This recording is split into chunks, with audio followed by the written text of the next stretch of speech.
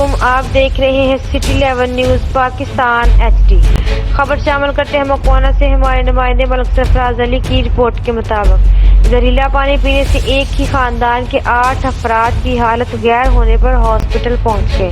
تفصیلات کے مطابق بتایا گیا کہ 229 رب صوفی ٹاؤن کے رہائشی محمد احمد نے نمائندہ سٹی 11 نیوز پاکستان HD سے گفتگو کرتے ہوئے بتایا کہ ہم نے رانا واٹر فلٹر ایوریشن سے پانی منگوایا تھا، جسے پینے کے فوری بعد محمد احمد عمر 23 سال، رمشا بی بی عمر 20 سال، مصباح، مہبش، شمائلہ، عرفان، رابعہ، بطول، والد مختار کو بے ہوشی کی حالت میں روز ہیلتھ سینٹر ہاسپٹل مکوانا میں منتقل کیا گیا۔ وہاں متاثرہ خاندان کو طبی امداد فراہم کی جا رہی ہے۔